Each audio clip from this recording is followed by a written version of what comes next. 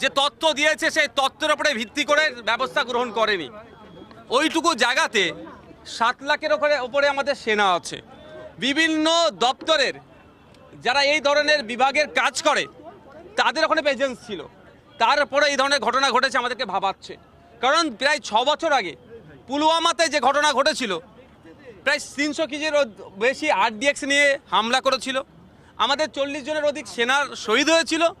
তার ঘটনার এখনও সত্যতা অর্থাৎ কারা এর সাথে যুক্ত তদন্ত রিপোর্ট এখন আমরা দেখতে পেলাম না।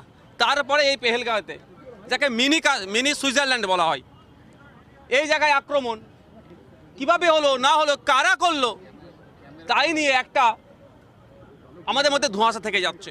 আমরা বলছি যে সমস্ত খুনি সন্ত্রাসবাদীরা এইভাবে নিরহ নিরস্ত্র আমাদের ভাই আমাদের সহনাগরিকের উপরে হামলা চালিয়েছে, একটাও না ছাড় পায়। তারা কাশ্মীরের দুশ্মন, কাশ্মীরের জনগণের দুশ্মন, দেশের দুশ্মন, আপামার জাতির দুশ্মন। তারা একটাও না ছাড় পায়, তাদেরকে দৃষ্টান্তমূলক শাস্তির ব্যবস্থা করতে হবে। কিন্তু দুর্ভাগ্য আমাদের, পুলওয়ামার সময়তেও আমরা আওয়াজ তুলেছিলাম। 6 বছর হয়ে যাওয়ার পরে এখনো সেই গাদ্দারগুলোকে, সেই সন্ত্রাসীগুলো যারা আমাদের সেনাকে শহীদ করলো, কারা করলো, কাদের বিরুদ্ধে কটা ব্যবস্থা গ্রহণ করা হয়েছে সেটাও জানতে পারলাম না।